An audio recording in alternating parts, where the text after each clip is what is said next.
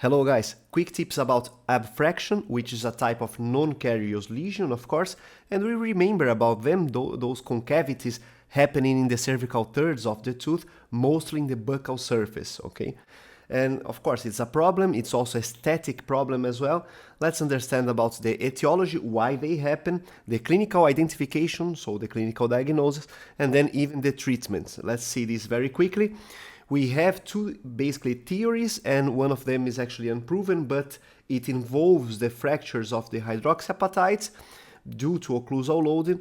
But then we have a multifactorial theory, which is evidence-based, so that's the accepted one, which is saying that it's multifactorial, the cause of abfraction. This is the most important slide, therefore, of the etiology.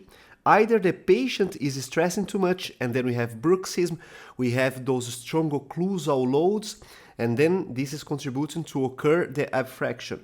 Or else the patient himself or herself is creating those lesions by friction, so with the toothbrush very strong, and maybe diets and other habits like this.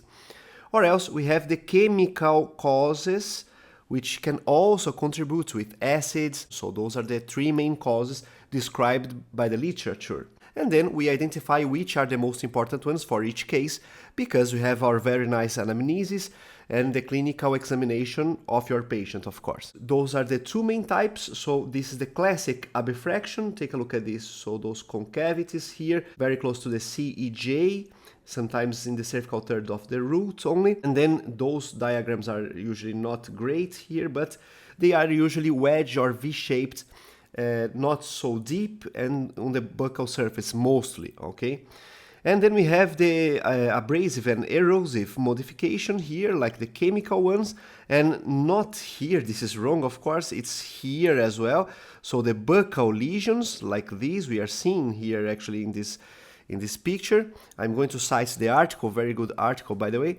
And then we have them as a little bit deeper, C-shaped instead of wedge shape. Then we have loss of enamel, and then we have friction and biocorrosion dominance, all right? So we need to do an epidemiology check, of course, prevalence by location. Then premolars and the mandibular ones happen maybe more than the maxillary ones for premolars. Then we have the precision clinical blueprints here. Cervical wear is physiological chronic aging process. However, the odontoblast cells always have a mechanism to recover this if the tooth is vital. So really important stuff. That's why we should monitor first, okay, especially if the teeth are asymptomatic. The article is recommending for us to monitor first, especially if it's not a aesthetic urgency, if it's not affect the aesthetics of the patient, and then it's also asymptomatic. Now we have those two treatments that we can, or two clinical decisions that we can take.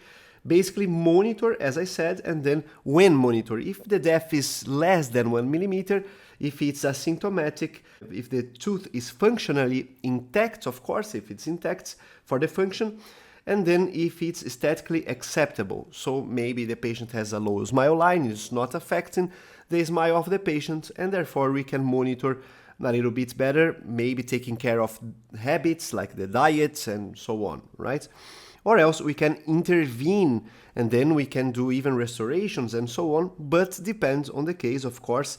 When we find active cavitated caries present, when we have subgingival margins, for example, integrity is compromised, okay, persistent dentinal hypersensitivity, the tooth designated as a prosthetic abutment, that's one of the reasons, of course, patient-driven aesthetic demands, and the patient is not satisfied, and that's one of the reasons, of course. There is also the non-restorative management, occlusal adjustments. Then we have some clinical efficacy because you balance the forces of occlusion better, and then we need to remember the principles of occlusion. Go back to the video of the principles of occlusion if you don't remember all of them, okay? I will add the link on the top right corner of this screen. It will show up at some point. Occlusal splints, hypersensitive protocols, and you have all these tools, of course. Then restorations do not stop lesion progression. They merely replace lost form relief sensitivity and facilitate plaque control. Therefore, we should try to act on the factors that are etiological factors. So the habits,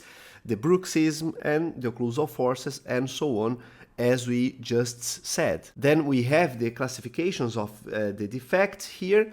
The cemento enamel junction, the CEJ, is completely destroyed in some cases. Pure surgical root coverage will fail over a concave hard tissue defect, of course, right? So we need to see if it's subgingival, it's not subgingival, the depth of the defect, and then you are going to take your decision to treat these defects, of course. Now, what we need to do, acknowledge the factors, okay, so it's not a solitary occlusal disease, of course.